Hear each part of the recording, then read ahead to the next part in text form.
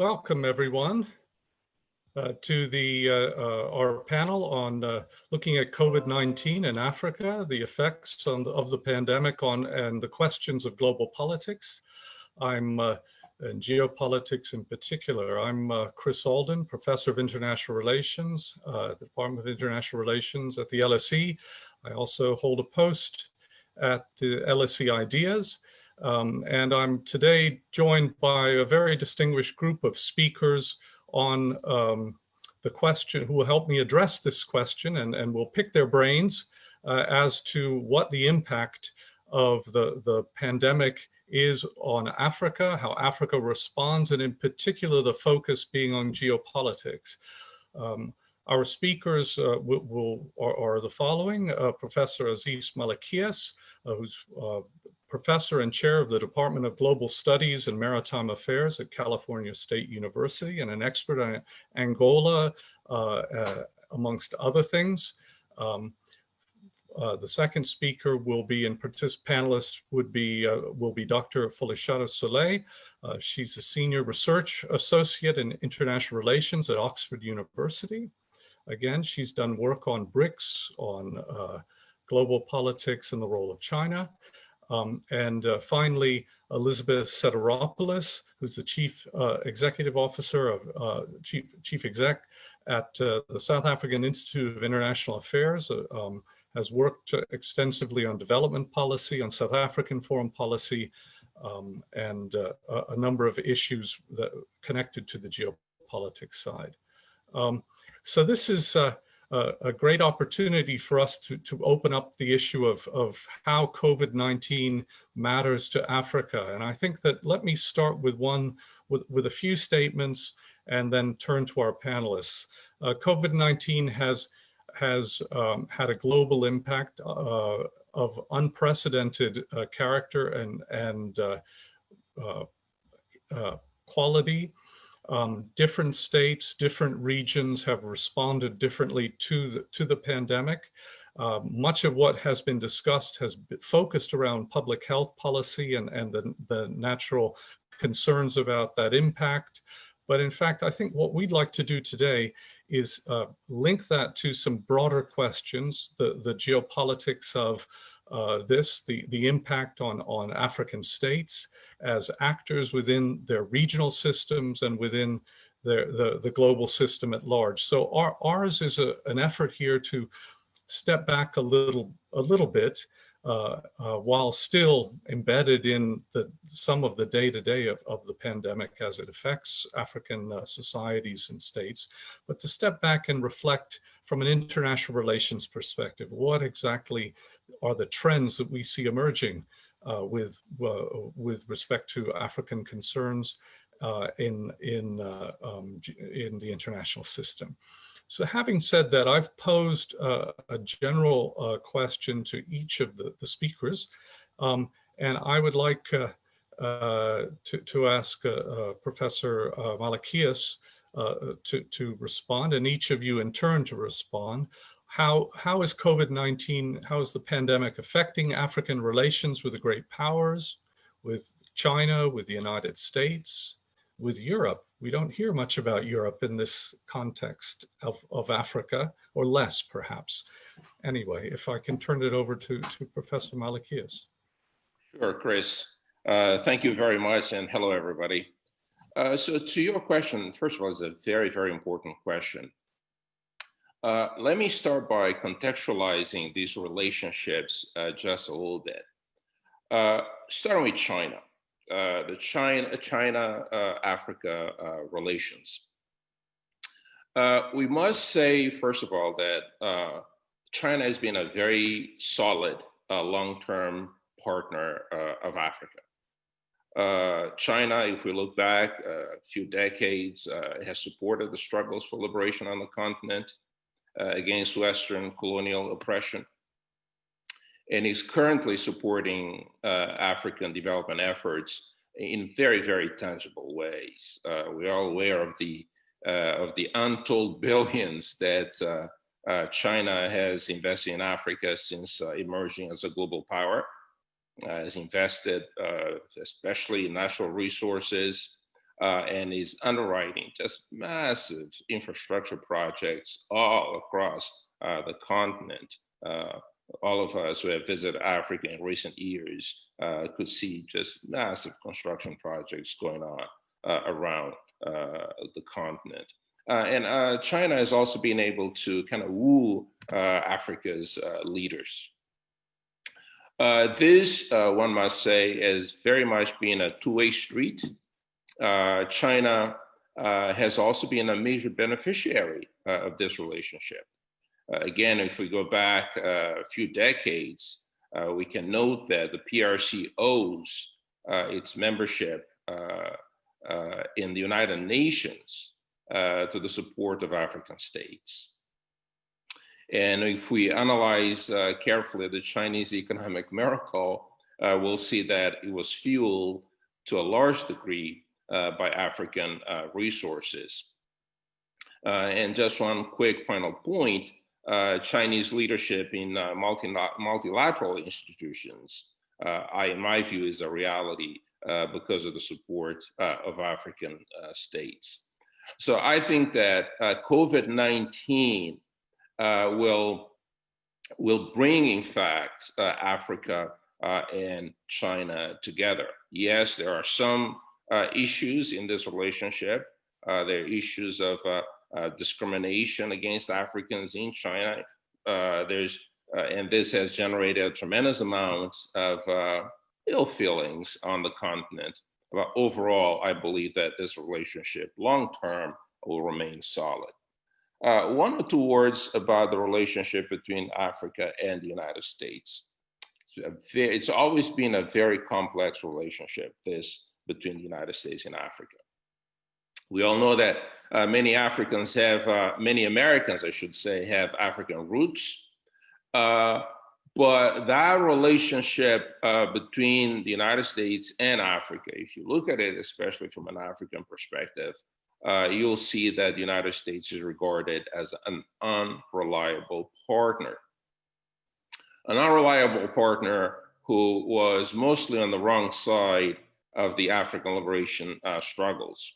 Also, Africa did not particularly like the fact that the United States basically disengaged from the continent after the end of the Cold War. So COVID-19, how is it complicating even more this triangular relationship? There's a narrative here in the United States that Beijing is to blame for the spread of COVID-19.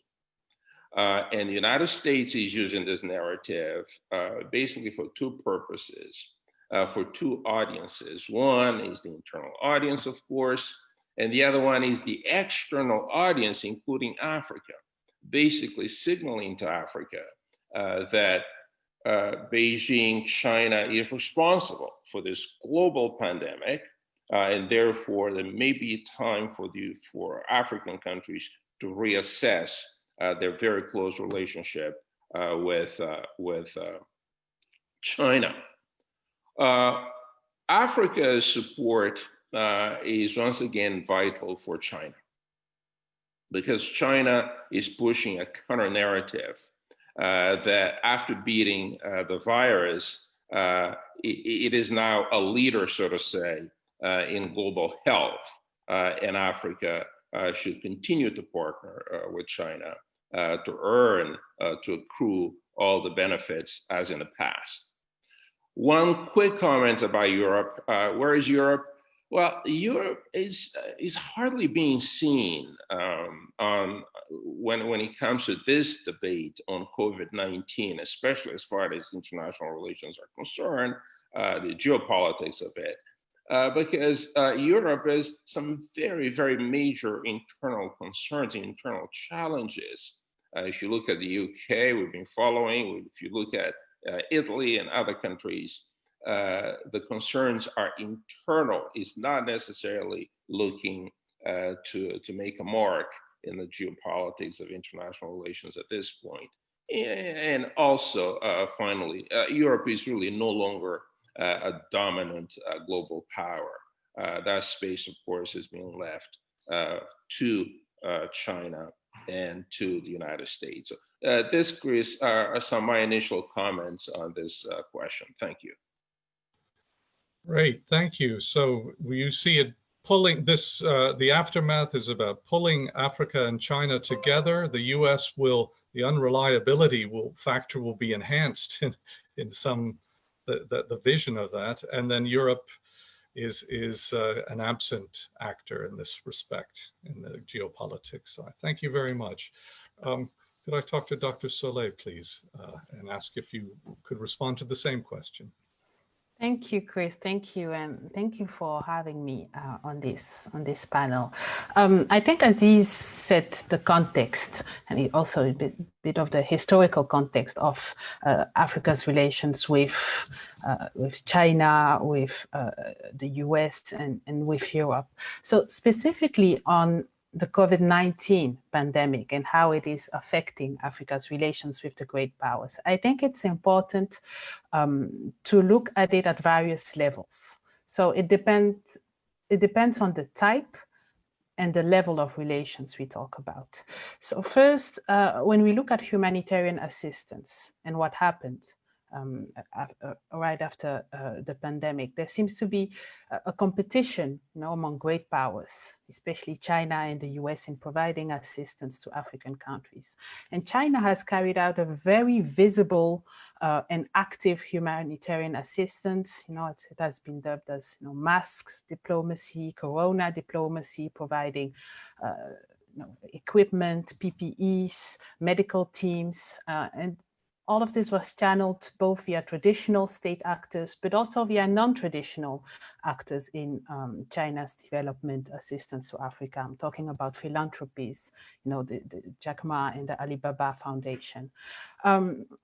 So on that level, there's already some competition, because the US also provided aid, more financial, I would say, also in terms of equipment, but it hasn't been as organized in terms of visibility and using social media as China did. Another element, another level, I would say, is on the depth. The question of depth. That has been a bit more complicated because there seems to be a lack of coordination among various powers beyond the pledge to assist Africa with debt alleviation. China agreed in principle to provide some assistance for African governments to address their debt solvency issue. But given that China's debt is mostly composed of commercial loans, let's say the official position now is to talk about debt restructuring via bilateral discussions, on a case-by-case selection. So there seems also to be a US-China tension on this issue, because US officials are considering that canceling debt for African countries might benefit China, as it creates more space for them to contract additional debt with China. And on Europe has also been providing assistance to African government, but differently.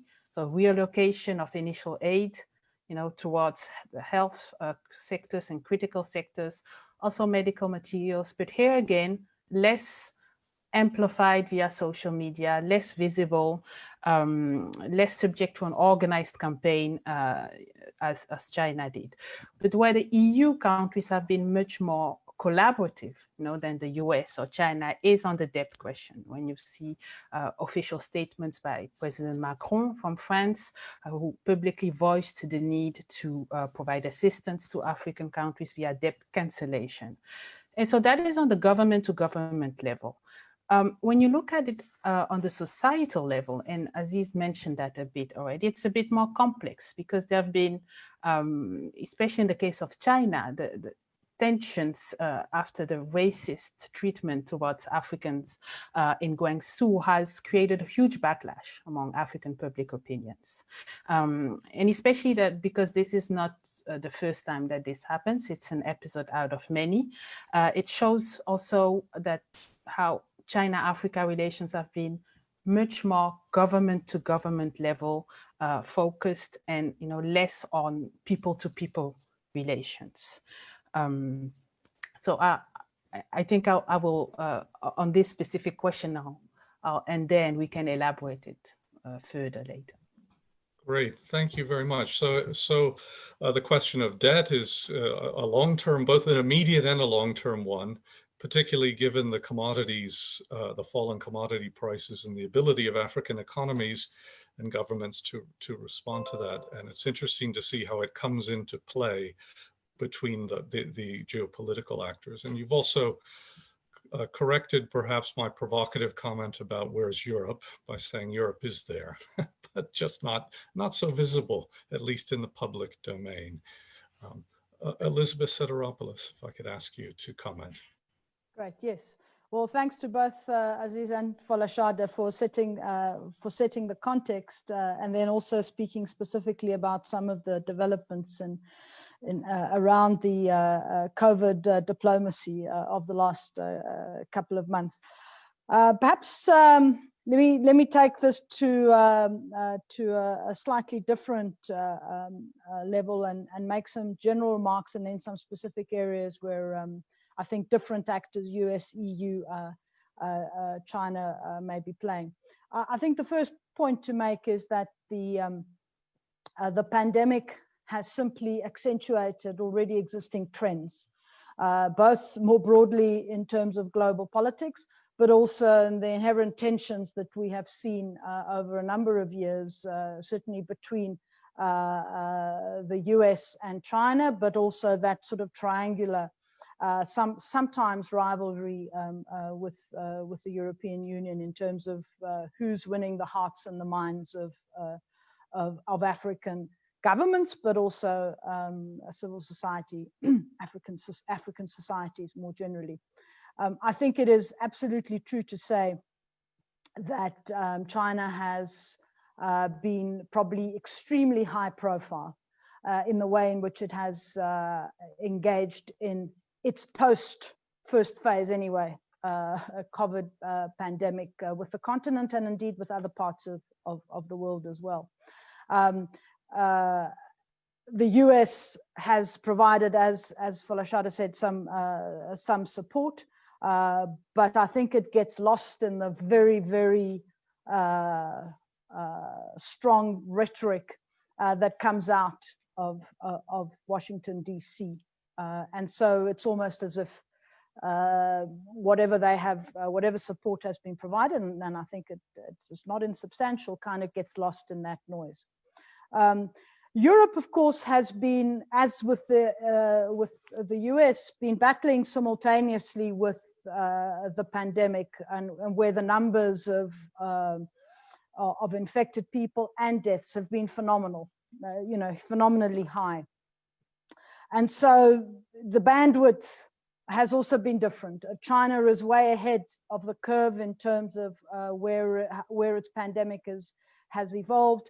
Europe, to some extent Africa, although I think that's a little still behind Europe, and the US are still in the throes of going through some of the worst effects on it. And certainly that has had some impact on the way in which they've engaged. But absolutely, I think Europe, although it took some time for Europe to get its act together, both internally, and here I'm talking about the EU, but also Europe more broadly, I think it's the initiatives in the last couple of weeks, as well as around raising money for vaccines and research and so on, I think have all been very positive. But let me make then a couple of observations in terms of what the longer term ramifications might be in sort of Africa being sort of caught in the middle of many of these tensions between certainly the US and China, and then to some extent the EU. I think firstly we as Africans need to be asking very hard questions about where we're going, where multilateralism is going, where the new order or the global order is going, and what that means for us and what we want out of it. Clearly, we have for many years been talking about the importance of systemic change, of certainly significant problems with 70-year-old architecture which has reformed over time, but not sufficiently.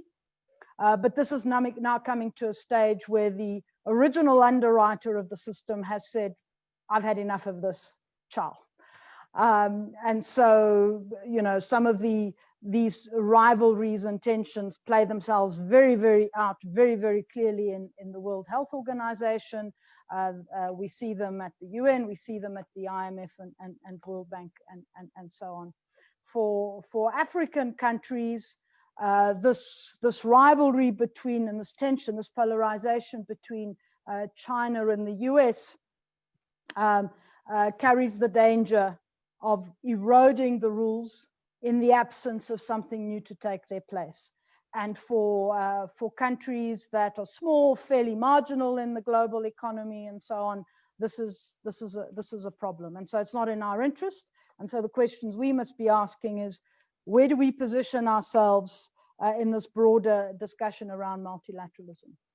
The second point relates to sort of global trade and related regionalism, and probably related to the growing protection and nationalism and populism that we see around the world, not least in the countries in the two great powers, and what that means then for our initiatives. Clearly, trade has taken a bit of a dive coming out of or in the middle of COVID-19, and this is apart from the impact of oil and that has had on oil economies. There has been the rhetoric and the talk about reshoring many manufacturing enterprises and so on, linked to pharmaceuticals. Africa again is in the midst of is a taker of these. We don't produce pharmaceuticals. We don't have much of a manufacturing base. We are reliant very much on global value chains, but sort of on the receiving end. And I think a world that then moves, particularly one where the trade wars between the US and China and the technology wars tend to drive everybody into their own corner, is a world where we have to really double up our efforts around regionalism and initiatives that we've undertaken around the African continental free trade area and building of regional value chains. It raises the question about where investment is going to come from in the future, given that there is, and certainly over the next couple of years, there will be a related slump in foreign direct investment. And then what role and how do we engage then more effectively with development finance institutions in that regard? The third point is really about where both China and the US and the EU will be playing in the area of energy and renewable energy in particular. I've mentioned the slump in oil prices and how that has affected a number of African countries, but has also creates then an opportunity, you know, never let a good crisis go to waste, creates an opportunity really for us to really take the bull by the horns and really make take some very difficult structural transformation decisions economically around issues of climate change and sectors that are more sustainable rather than fossil fuel intensive. We know where the US is sitting on that. We know that the EU has had a very strong engagement on that, and I suspect that over the next few months, as the EU prepares for an EU-Africa summit, that might be something on the agenda, almost as COVID has helped to facilitate some of that. The other downside might be that countries say, well, you know, this is too much trouble to embark on such structural transformation. Let's forget about those. Chinese are willing to help fund some of these things. The US couldn't care. Let's just business as usual. And the last point I just want to raise is really about technology and the fact that COVID-19 has highlighted how important technology is and being able to have a digital economy. Many African countries obviously are behind in that. but we also are in a position where it's part of our objectives to roll out ICT and to become more connected. And we have also sort of developed very strong engagements with China around 5G technology. And I think that is probably going to be one of those issues that bubbles and has an impact on the way in which the US-China relationship impacts on Africa in terms of the technology wars that are already happening and taking place. Let me leave it there for the time being. Great.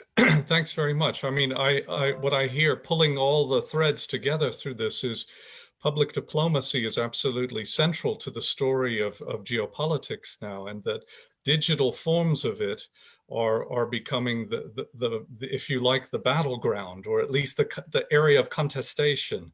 To if the United States, for instance, is not well represented across the continent, it's less about what it's doing, but it hasn't told its story, or Europe, or if China is represented in certain ways, it's because the story's being told in certain ways. So the centrality of digital diplomacy and who tells the story and how it's received are crucial, or increasingly crucial, and that's part of that geopolitics, that centering of it. I wanted to pick up on some of these threads and come back to Assis and ask you about multilateralism, actually, which was something Elizabeth just mentioned. I'm wondering if multilateralism then is a zone of contestation for geopolitics and for Africa, given that Africa puts so much effort and aligning of policies and is well represented in multilateral groups. You know, how this contestation or competitive conduct affects Africa. Mm-hmm.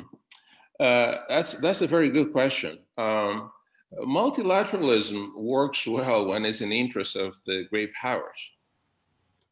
When it's not in the interest of great powers, it doesn't work very well because, of course, they control the agenda. Or they control the agendas, I should say. And this, of course, poses all sorts of different dilemmas for Africa. Supporting multilateralism when the great powers want it to work. But what about when Africa wants it to work? Or what about when Africa needs it to work? And usually that happens when the great powers are more preoccupied, as now, with internal, not external survivals. The United States currently basically doesn't really care much about multilateralism. China is filling a bit of that void, is filling a bit of that gap. And that poses massive challenges for Africa, how to position itself better on the international stage to benefit from multilateralism. Very, very, very complex. African countries over the decades have not been particularly successful in doing that. If we are honest, we're going to admit that. Perhaps post-COVID-19, with new formulations of multilateralism, maybe Africa can benefit a bit more. Mm-hmm. Thank you. Folashadé, I wanted to follow up on that with comments on multilateralism and perhaps on the WHO itself. We have an African leading the WHO. How is geopolitics read, or this competitive conduct being read by Africa, particularly with this, what had been a celebrated appointment of an African to a senior post in an agency? Yes, well, Dr. Tedros' appointment was really, I would say, celebrated a first across the continent, and as being, a milestone for African representation at the top levels of multilateral institutions, because Africa is represented in all these various arenas. But there was this debate already for several years on how to push for African leaders to be at top positions. So at the WHO, you're right. So there's this tension now, and I think Assis mentioned it already on how the US has disengaged from these various institutions. The US left, suspended first its financial contribution, and now left the WHO. Well, I think it depends on, I think it might be an issue at several levels. First, these institutions are very crucial, for Africa's development. There's so many several projects that are carried out there, and the lack of funding. We all know that the US represents quite a very important percentage in terms of financial contributions to these institutions. So that will definitely be an impact on the continent. However, what we've seen so far, especially during this pandemic, is sort of quite a common support, I would say, a collective support from several, from many African presidents, towards the lead, towards Dr. Tedros at the WHO, but also if we go down a bit, on regional multilateral institutions, thinking about the African Development Bank, for instance, and its chief executive that is also facing an internal crisis with the US demanding for an independent internal investigation. Here again, there's some collective support from African governments and from African leaders who voice it clearly on social media, to keep these leaders in place. So those are the tendencies that I'm observing. Thank you. I just to tell, there are quite a number of questions coming in. I've got a few questions I want to continue to put to the panel, but I'll certainly be turning it over and reading your questions, audience, shortly. If I could ask Elizabeth to speak to the question of particular sectors. Do you see the kind of competitive geopolitics? We've talked about it in a multilateral sector and in its impact there. Does it have any meaning in areas such as development and security? Do we find competition impinging on the actual delivery of these very important public goods to African governments and societies? I mean, that's a good question. And I think it's important to differentiate sometimes, although not always, from the sort of high rhetoric that particularly comes out of, or the social media rhetoric that comes out of Washington, and then what is actually happening on the ground. I think that's important to make that point, certainly in the area of development and development cooperation. I think in other areas, of course, it reflects reality. I think if we were just to touch on say development and development cooperation more specifically, clearly both the US and the EU and the 27 member states are important aid providers to the continent. Certainly the European Union is the largest aid provider to the continent. And a lot of that, if we're coming back to the point about debt, a lot of those are actual grants. And that's a little different then from the way in which China has engaged, where there's also a significant amount that is loans. Why do I say that? I think, and at the same time, while both the EU and the US, provide significant support, aid to the continent, and certainly when we talk about the HIV/AIDS crisis, the US's PEPFAR program has been one of the most significant in helping countries combat the HIV/AIDS virus. These amounts are still very small if you're just looking at the impact of COVID-19 on African economies, African socioeconomic indicators. Anyway, they are small anyway. Given the particular domestic challenges that both Europe and the US are facing now in dealing with the COVID pandemic, and them mobilizing trillions of dollars in that regard, there is also bound to be some serious discussion about whether aid money, even though that's very small, you're talking about sort of 150 billion, even though you're talking about such small amounts, there is likely to be a redirection or a reduction. Now, that in itself doesn't really affect the relationship between the US and China too much in terms of how it plays out in Africa, but it certainly has an impact on the way in which Africans might view the US. The USAID budget has been under political strain for some time, and that certainly is one of those soft tools which I think the US has generally acknowledged as an important aspect of its diplomacy, but which under this administration certainly has declined. It is something that the Chinese really regard as very important. And so they continue to use that as an effective soft power tool. If you were to move to the area of conflict or peace and security, more specifically, clearly both countries have a particular interest in different parts of the continent. Both have an interest in stability.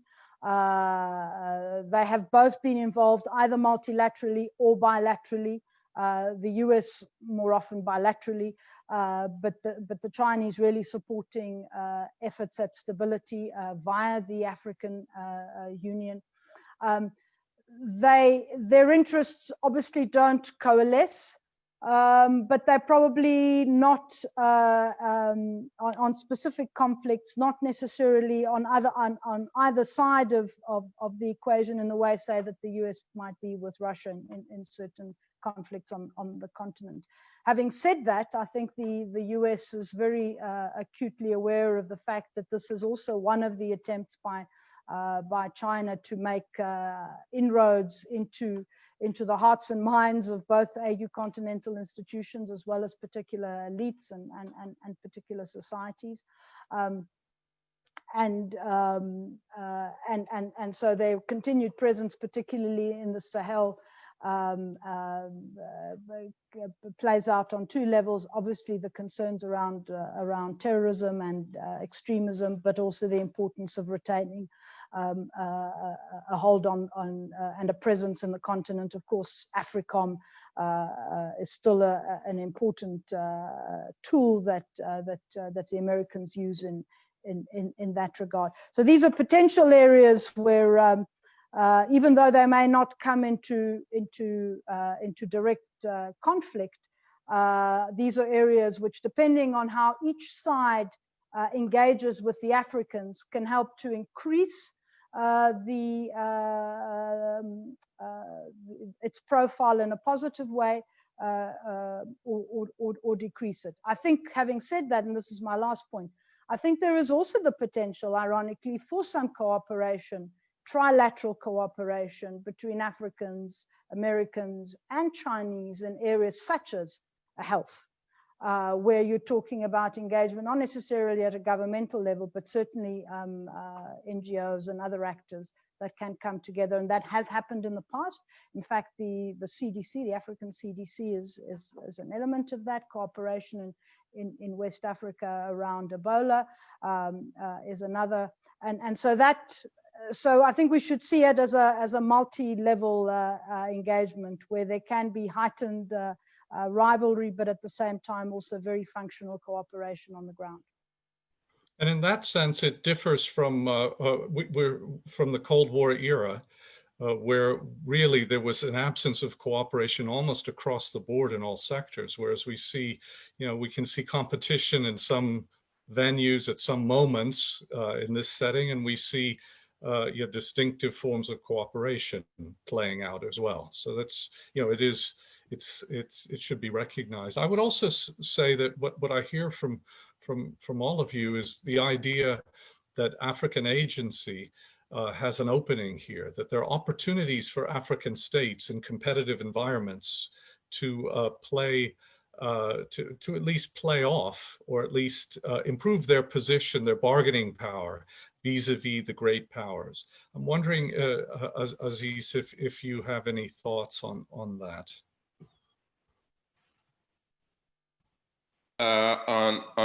But before touching on African agency, Chris, if I may, I want to go back to a point you just made. You mentioned the Cold War, and my sense, actually, when you said that, I thought you were talking about the new Cold War, or the second Cold War between the United States and China. That, in my view, it's basically upon us. And this will impact a lot of thinking about development and about security, both in China, in the United States, and in Africa. So I think that we need to pay attention to how this new Cold War will affect both security and development. To your question about agency, African agency. In my view, agency hinges on influence. In fact, when we define agency, I think the key word is influence, the degree to which, in this particular case, African political leaders, African states, African actors generally can carve room within the international system, room to maneuver, room to influence, room to help determine agendas, and so on and so forth. My sense, though, is that most African countries are a bit, their ability to exert influence internationally is still limited. It's still limited. It's still limited because they do not necessarily have the great currency of international relations power, insufficient supplies, insufficient, their stock of power is not sufficient to influence international relations today. Just if we can talk about, for example, debt, as we've been talking about. Many African countries spend more of their resources servicing external debt than on healthcare.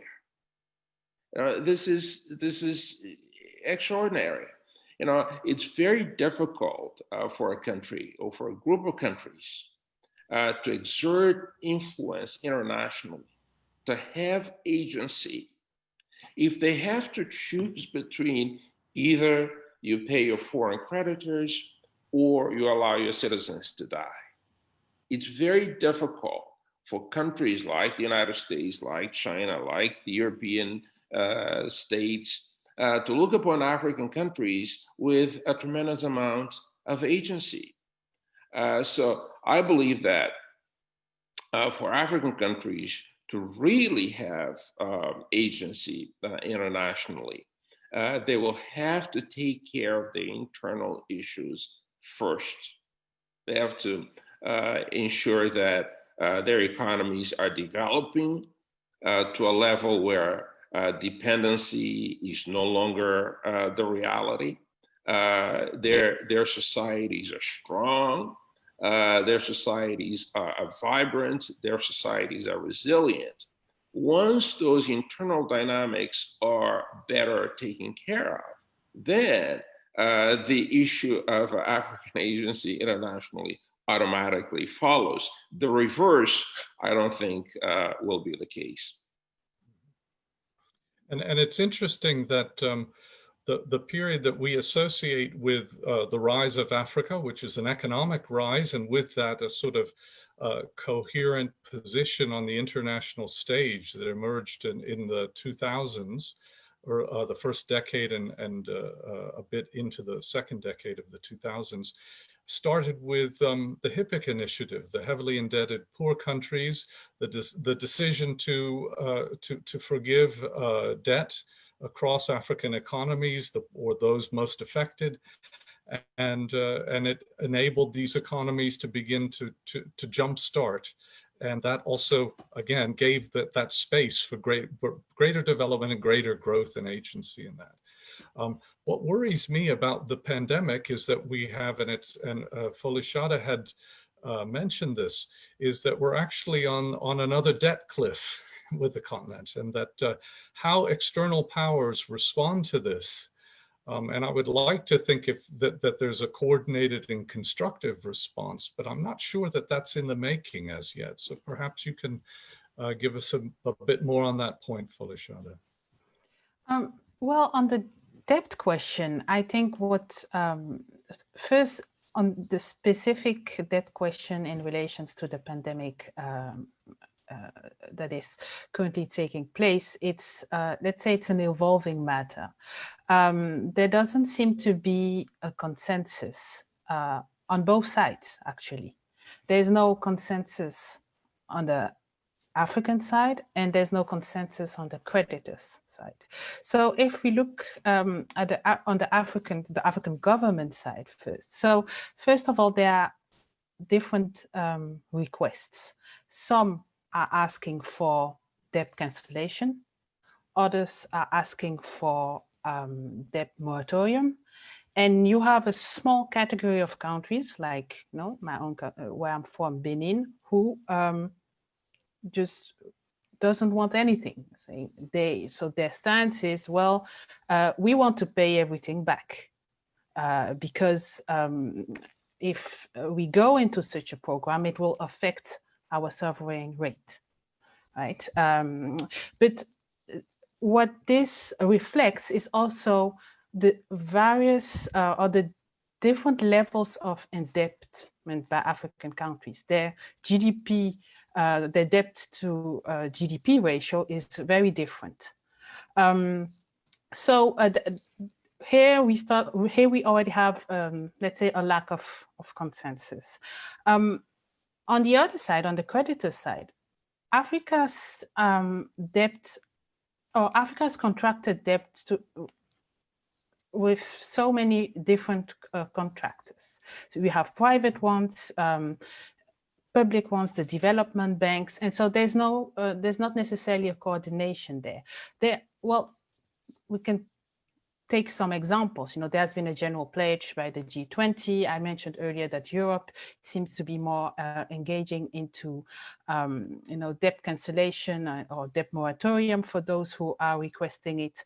The participants in the Africa Private Club, have already established also a number of core principles of engagement. And there's also here, China also plays a very important factor because many of these countries are heavily indebted towards China. I'm thinking about Zambia, Angola, to some extent also South Africa. And most of these loans are commercial loans. And historically, China doesn't cancel concessional loans. So they tend to, restructure the debt.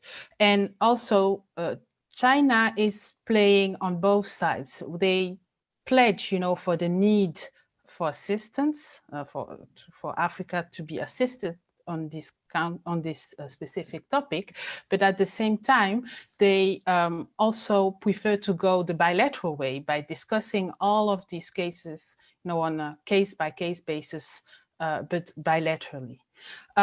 So I think it's still, let's say, it's very complex, at this stage. And I think it's also an evolving matter at the same time. Thank you.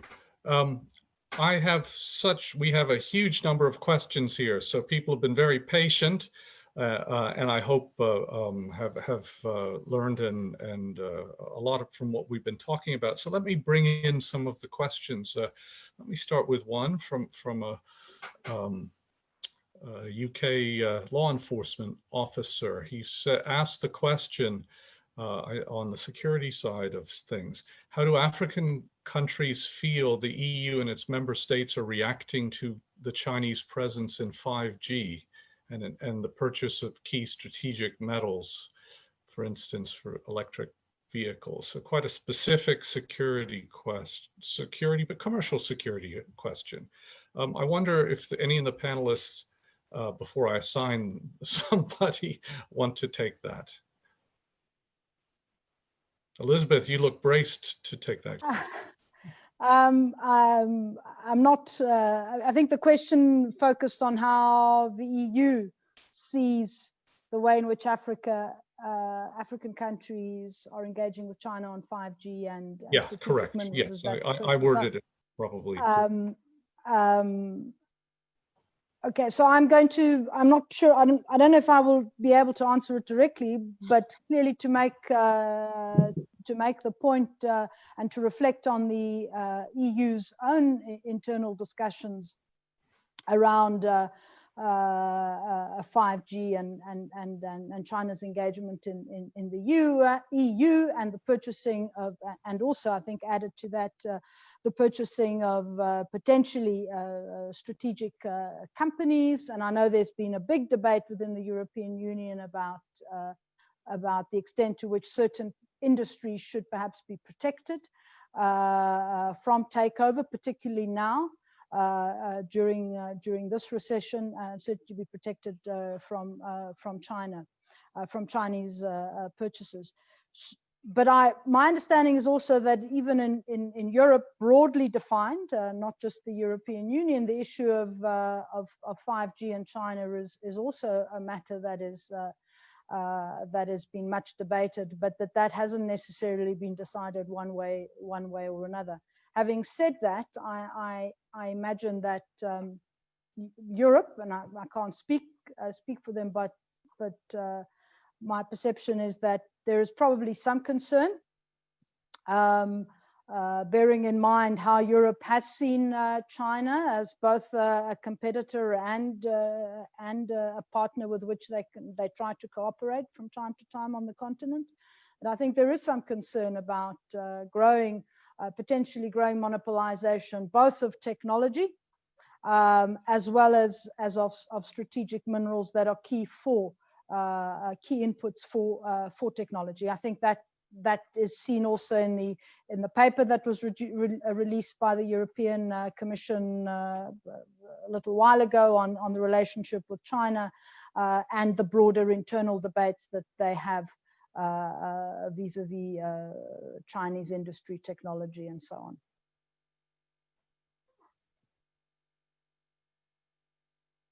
on.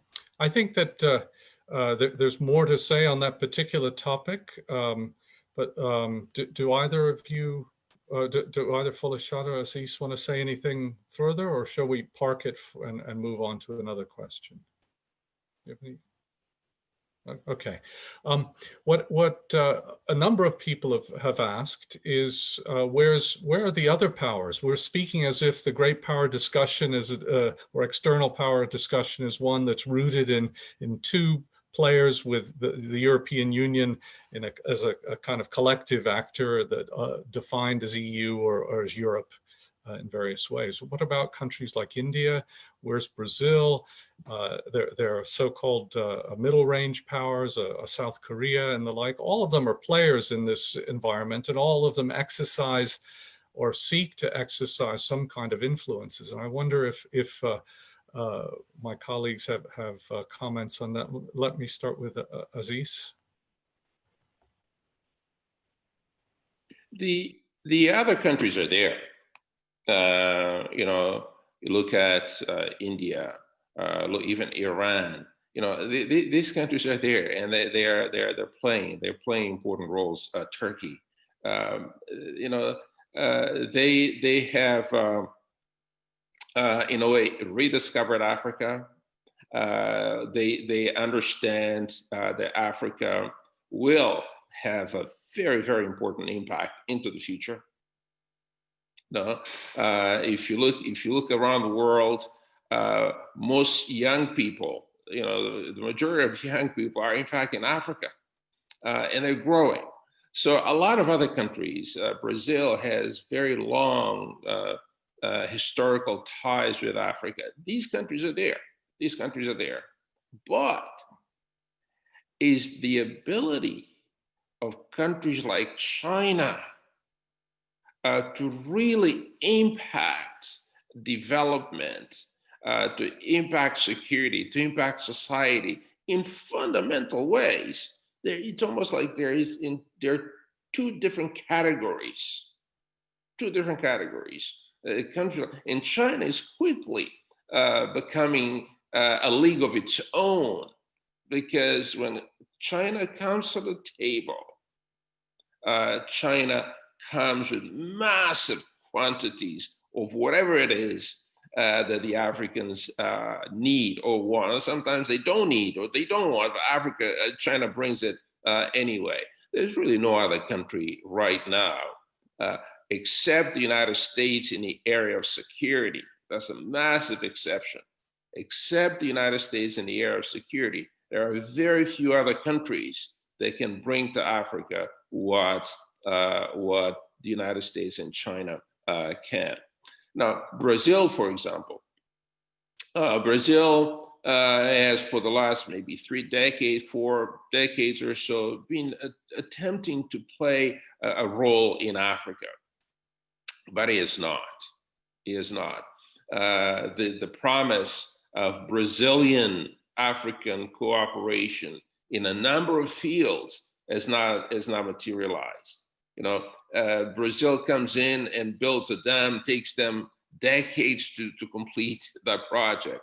China comes in a matter of months, done. So Africans see that. And that's one of the reasons why Africans are, in a way, positioning themselves better with China, because Africans are pragmatic. China is bringing very tangible returns on that relationship with Africa, and I think that's the reason why you see China, not so much the other BRICS, China, not so much the other countries that would like to have a deeper relationship with Africa. China is succeeding because of just the magnitude of the resources that they bring to the table. Go ahead, Elizabeth. Go ahead. Okay, I see I've been unmuted, so I want to pick up on what Assis said now and related to the previous remark he made about the Cold War, a second Cold War, and I think that's an important observation. Although I hope we're not at the threshold of a new Cold War, but I think we need to. African countries need to be very acutely aware of where the trends are in that sense, because what you don't want is the repetition of the previous Cold War in terms of conflict becoming proxies between one and another side. And if the competition is exacerbated between China and the US through a security prism, I think that is a concern going forward. I mean, it's not necessarily one that is happening now, but I think it is a concern. I think the one point I want to make around other powers is that absolutely they don't have the capacity, they don't have the various and substantive instruments that, say, a China or a US has. But in the absence, in this current interim period, let's say, where, you know, the US is retreating. I think it's still by far the most, relatively speaking, the most powerful global actor. China is rising, but it's still not the global hegemon, and I think still has sort of capacity constraints around that. This particular period creates the environment for other powers to actually look to advance their interests. And sometimes they can advance their interests without too much wherewithal. And one good example is the way in which Russia is engaging, particularly in the security domain. Another one, of course, is to look at Turkey, particularly in Libya, where it's actually given the Russians a run for their money. But it's also made significant advances as a regional power in a much broader, you know, region, sort of the Eastern and Central Mediterranean, as well as the Middle East and the Gulf also. The Gulf states also looking to parts of the continent where they have seen some power vacuum emerging, to actually be able to become much more involved. And in fact, to bring some of the Gulf politics into North Africa. And so this current period is actually quite dangerous because, you know, how do you deal with the conflict in Libya? Well, it's not just an AU issue, or it's just not a North Africa issue. There are so many other external actors that are in the mix now that it becomes really, really difficult to try to not to mediate and to negotiate some sort of settlement. There's so many different agendas. Yeah, Folashadé, please. Yes, I would just like to add something to what Elizabeth and Assis already said. It would be interesting to see how this emerging powers competition will play out during this crisis, but also, you know, in a post-COVID-19 era. It's very likely that global health diplomacy will be, you know, at the center now. It will gain much more in priority. And given that health diplomacy occupies, you know, the interface between international health assistance and also international political relations, it would be interesting to see how emerging powers will carry out this diplomacy in Africa. And so, yes, there's been a lot of talk on China, but one should also remember that since 2009, India, you know, has been very active in committing, you know, finance, at least $100 million to bilateral health projects, but also has been very active in, especially in West Africa, you know, in carrying out an e-health diplomacy. There's this initiative called the Pan-Africa Telemedicine, you know, and Tele-Education Network, where hospitals, universities throughout West Africa are connected with their counterparts in India to facilitate health and best practices, you know, in medicine. So it would be interesting to see with this global pandemic how countries like India, but also China, who will very likely, you know, redirect some of its projects in, you know, maybe constructing more hospitals and, you know, more health-related infrastructure. It will be interesting to see how it carries out. But most importantly, I think it is how do African leaders take advantage of this these multiple offers, you know, and there is where the question of agency becomes is, I would say, central. You know, when you compare how African governments engage with these various actors, it's also a huge variety. You know, some like Ethiopia or Rwanda have specific dedicated desks, you know, like a China desk where diplomats or, you know, other officials speak Mandarin. They have a good knowledge of the Chinese culture. They are of the Indian culture and so on. So they are, the way bureaucracies are structured will also determine how African governments take the most advantage of well, this rising interest on Africa. And do you think that some African governments are better poised and positioned to take advantage of it? And I'm thinking perhaps on the health side, that since that's the starting point for our discussion, is it we're presenting an Africa that's essentially undifferentiated, but of course they're great diversity, institutional depth, mode of governance, et cetera, et cetera. What do you think, Folashadé? Others on the panel think? Well, let's say I think I said it a bit in my previous remark. I think it really depends on whether or not these governments have, let's say, a China strategy or an India strategy or not. No, I'm specialized on Francophone West African countries. And when I compare them, I can see that sometimes China or dealing with relations with China or with India haven't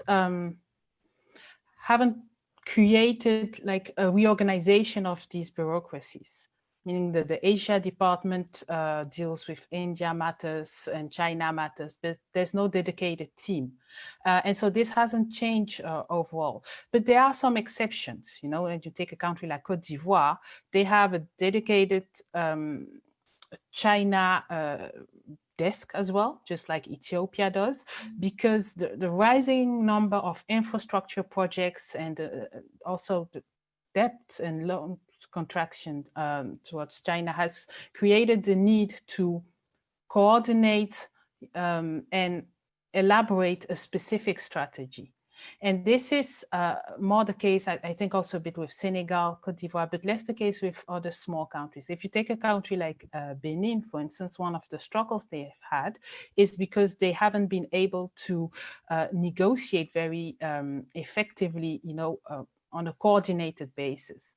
And so that creates lots of issues where you have some, agency is still there, you know, but it's very sporadic, you know, it's individual, it's, it depends on one, there's one department that exercises, you know, more agency in terms of signing better deals, providing, you know, more labor contracts, or, you know, just reviewing whether environment and construction norms are enforced. So there's really an important variation there. And I think one thing that is really a priority is the need to come up with a very coherent strategy towards China or even the others, but with these countries that are now their first trade partners. Great. And I see I have some other questions here. This one that came through for Elizabeth in particular, which is about the importance of technology. But you flagged that in your opening statement, but how is it that, and this is from Colombia, I should say, how is it that internet, how is this supposed to happen with so many communities that don't have access to the internet? You know, why even talk about 5G when people, you know, don't have no G, as it were? So is there an opportunity here to expand that? Does this provide the access points to expanding that? What do you think? Yeah, no, absolutely. And as a whole, I think there are, across the continent, there are pockets of technological innovation anyway that have been rolled out and have actually been taken outside of the continent. But absolutely, large parts, and I don't have the figures to hand immediately in terms of connectivity and so on. But the fact of the matter is that smartphones, you know, do not have 100% coverage in terms of the population, but are certainly growing in reach. There is a possibility, and this has been something that has also been recognized continentally, there is a possibility and indeed an imperative that COVID has brought to the fore even more strongly. There is an imperative to actually roll out infrastructure, ICT infrastructure, even to the most remote areas. We have already heard the stories of farmers in rural parts of East Africa or Southern Africa, sort of getting prices of products where they might sell their produce on their phones and so on. And so these are opportunities that are critical if we are to increase at least our economic agency and reduce our dependency. I think COVID has brought that home more forcefully. The question is whether after COVID, and whether that is over the next year or 2 years or whatever it might take to get over it, we are still going to be focused on the lessons that we are learning now about what we need to do in terms of our development. If we don't do that, and this is the big challenge around development, if we don't do this, we stand to lose a lot of the developmental gains that we on the continent made over the last 2 decades. That's the biggest threat. And I think technology not only creates opportunities, but is also an essential means of doing work in the 21st century. And we can leapfrog. It doesn't have to come through us. We can. It doesn't have to be developed by us. Technology has shown that even if you're sort of late, you come into the game very late, you can certainly, you can miss out, you can skip out all the earlier steps and make some progress. Clearly, there are going to be hubs. There are some countries that will be better able to engage with it than others.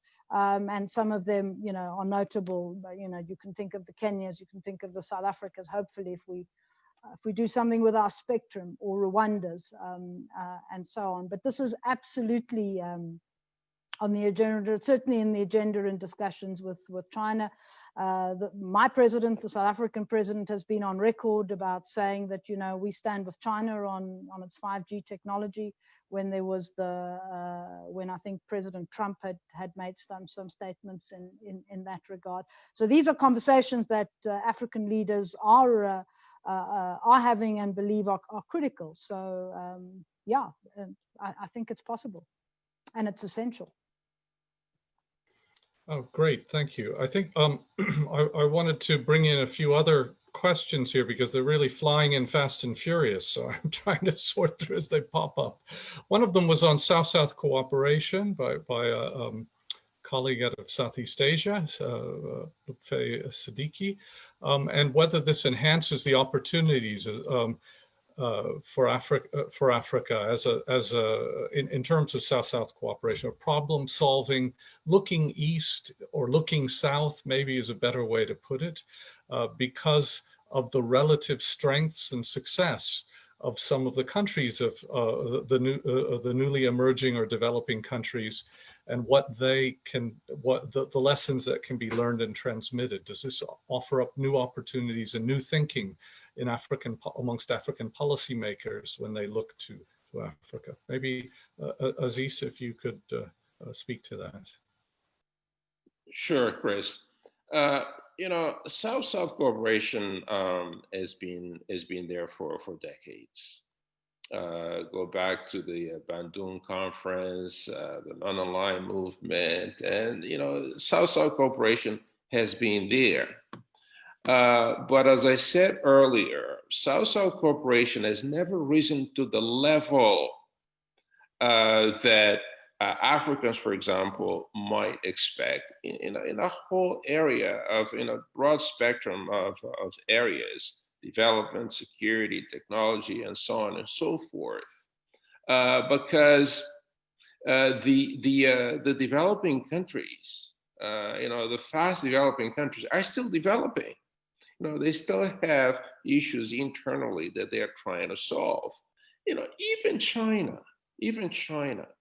Don't forget that China is still trying to get rid of massive levels of poverty. I think they will be able to reach an important goal next year, 2021, of getting rid of absolute poverty. Okay. It doesn't mean that they don't have poverty. They just getting rid of absolute poverty. What that tells you is that their resources, whatever wealth they're creating internally, their top priority is still addressing internal concerns before they address African concerns. Same thing with India. Same thing with Pakistan. Same thing with Bangladesh. You could go on and on. South Korea. You could go on and on and on. These countries still, before they look at elsewhere, before they look at Africa, before they look at the big South or the global South, they still have their own internal problems. And only after in their calculations, resources are allocated to address internal concerns, whatever is left over, then it goes elsewhere. Not the other way around. Not the other way around. So South-South cooperation is great in theory, but we also need to understand that the realities of South-South cooperation tend to lead countries in the South to address their own internal development and security and other issues before engaging with their partners in the South. Folashadé, yeah. Yes, well, if I put the question in the context of the pandemic, I think South-South cooperation,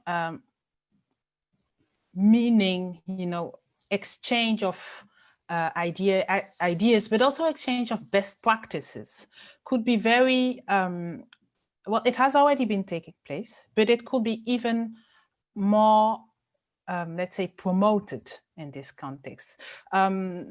Take the example of, the different types of lockdown measures that various African countries have implemented. Some, more or less restrictions or not. Many of these models were copied from the West. And so there have been voices saying, we don't have the same, let's say, not only issues, but we don't have the same economic capacity, to implement such hard measures.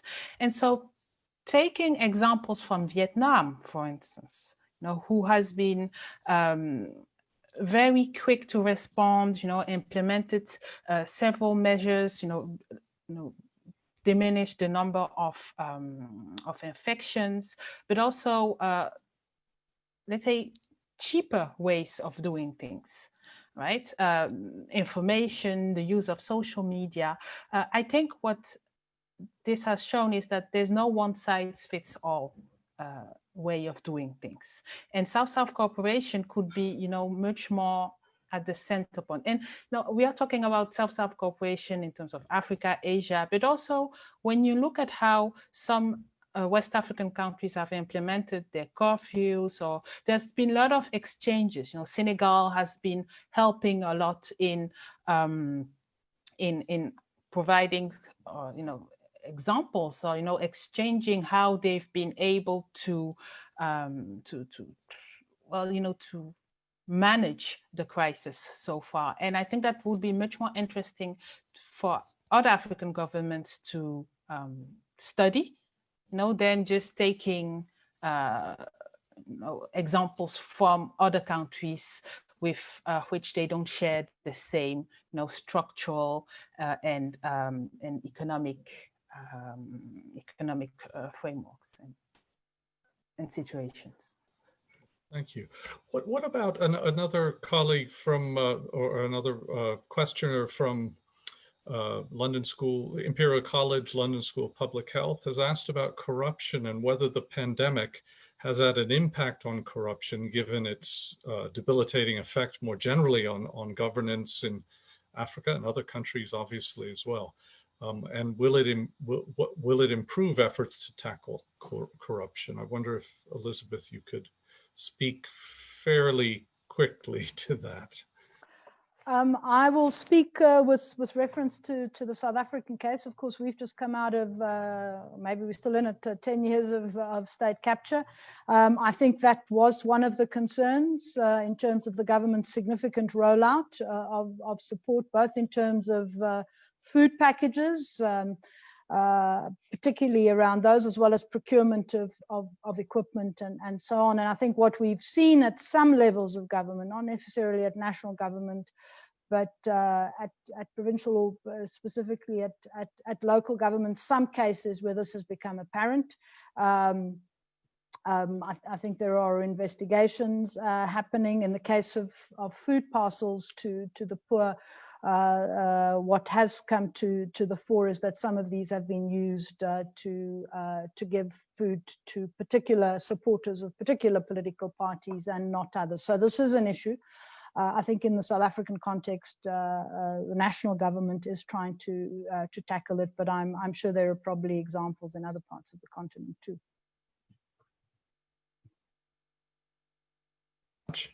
Thanks very much. Another question that's come through is whether this will produce additional, and there's China specific here, whether this will strengthen the dependency, and I guess it's a debt related question ultimately, strengthen or the dependency of African governments on one particular external power over another, be it China or some of the European Union, whether that's the larger impact of this crisis and that over the long term.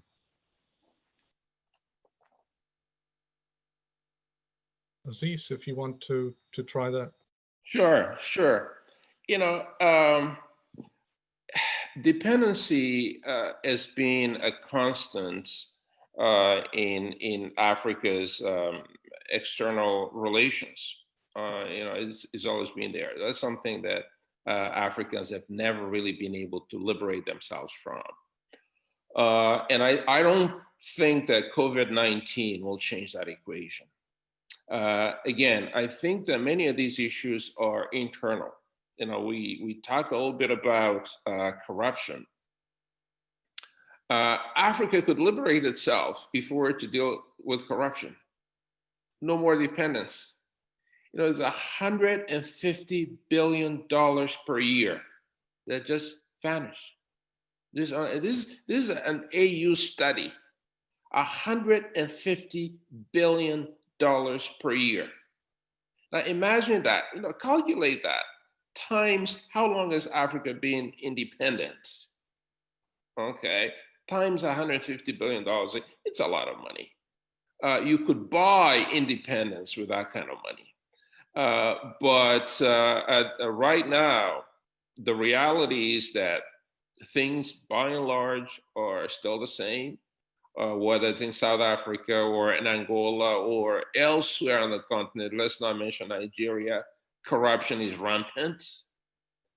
And you cannot gain independence with that level of corruption.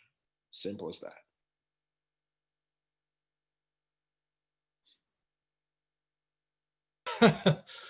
Folashadé.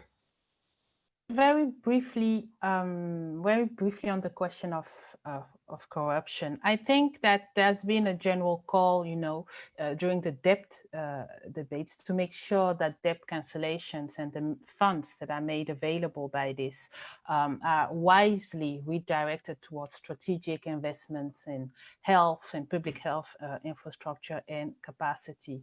And yes, several civil society actors have been, you know, ringing the alarm on making sure that, you know, there's no elite capture of, you know, whether it's the funds, but also all of the materials that are provided. So many countries in the Gambia, let's say, many countries like the Gambia or Cameroon have already received several medical aid support, and there have been, well, let's say civil society actors have voiced not only concerns, but also denunciations of how these materials are, you know, are taken away from their initial purpose, meaning that's also a way of you know, doing corruption.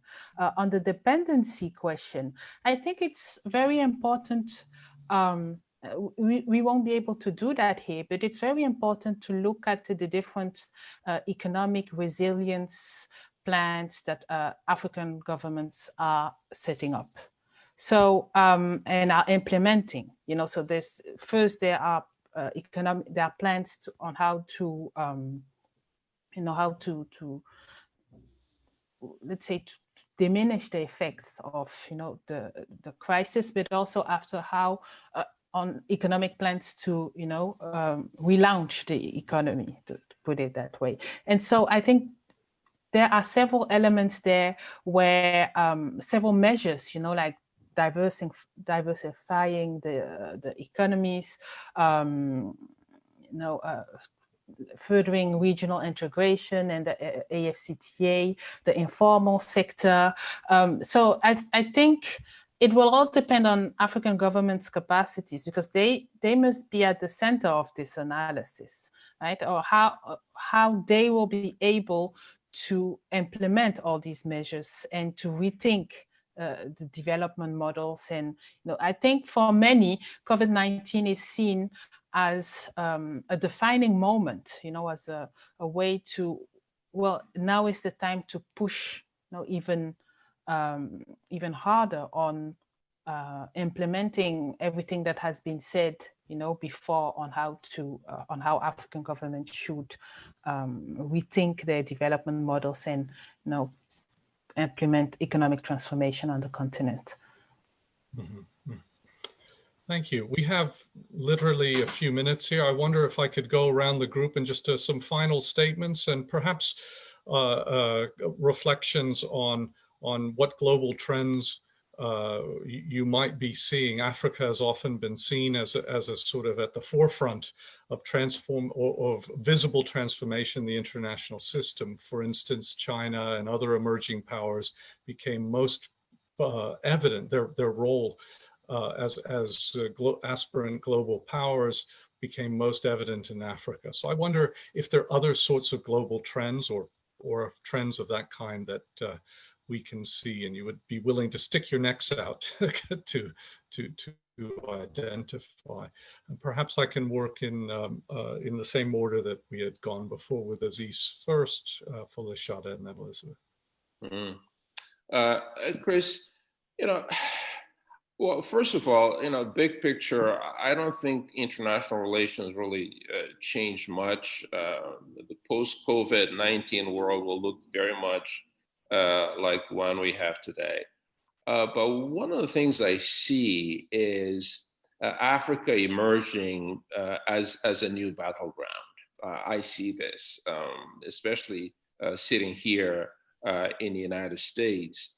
I see the Trump administration with its sights on Africa as an important front in the fight against the coronavirus and against China.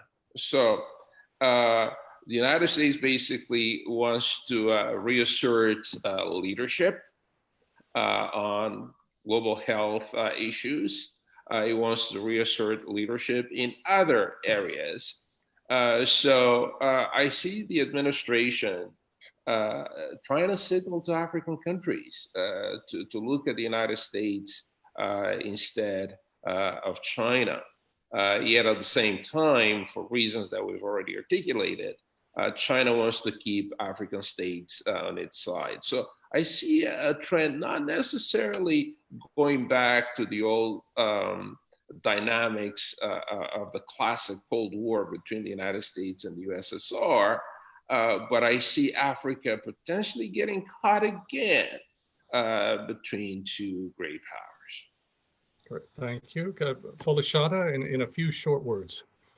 Yes, well, geopolitically, I think besides China, it will be interesting to watch, you know, the repositioning of Russia, you know, and the geoeconomic and political alignment of some African countries like the Central African Republic, Guinea, and Russia in Libya, as Elizabeth told us earlier, how they are also financing civil society actors that have, you know, a very anti-Western stance. So Russia will be key in this geopolitical game. I think economically, in terms of leapfrog, we mentioned it a bit, but, you know, there's an increased need to further digitalization. And so that will also be very central now, because it's an ongoing process, but the pandemic has shown how, for instance, the education sector has been very impacted. You know, computer equipment, data for homeschooling are very expensive and not affordable. So the further digitalization and the role of several actors, I'm thinking about Facebook, who, you know, is setting up a big cable project, but, you know, both state and non-state actors, it will be interesting to see how they interact and how this comes, you know, into play. So, and finally, I would just say it would be one of the next development will be, and it's already the case, is the assertiveness of several African leaders. We have the African leadership today is very different from 20 years ago. You know, so that's why I always think that it's important to recenter Africa and African agency in analyzing how how changing global politics take place on the continent. Thank you very much. Elizabeth, very few words. Yeah, I think let me refer to the normative dimensions in terms of trends. And one of the things that I think might emerge in this contestation, this growing contestation, is what to do with human rights, democracy, governance, good governance as we know it. And certainly I think many Africans have fought long and hard for those principles and values. And I think it would be important for us to be strategically autonomous about both our values as well as our alignments as we go forward, because I think it is a battleground. It has been, and I think it's accelerating now. But I think we should also not look, and sometimes there is that concern around looking for answers elsewhere. So whether it's about how you deal with the pandemic or how you deal with your economy. The Washington consensus was not ideal. I would argue the Beijing consensus is not ideal. And while a few years ago, China was not necessarily pushing its models and saying, well, you know, everyone has his own path, I think there is a greater assertiveness in that count. And I think it is for the continent to be very clear about what are important to it, the values that are important to it, and what models economically and politically work for it. Great. Thank you very much. I'm struck by the fact that first there are so many questions that have come through that I haven't been able to deal with here or to put to the panel, which is, I apologize to those who participated, and yet I hope that they've gotten a lot out of it. I certainly had. And what I do know is that this is a topic that has legs, as they like to say. There's a lot of significant issues we've begun to scratch the surface of. I'm very grateful, as is the LSE, to all of the colleagues, Assis, Folashadé, and Elizabeth, for contributing time and zooming on a day that maybe they had other things to do. So thank you very much. We enjoyed the discussion a lot, and goodbye, everybody. Thank you. Thank you. Thank you very much. Thank you. Cheers.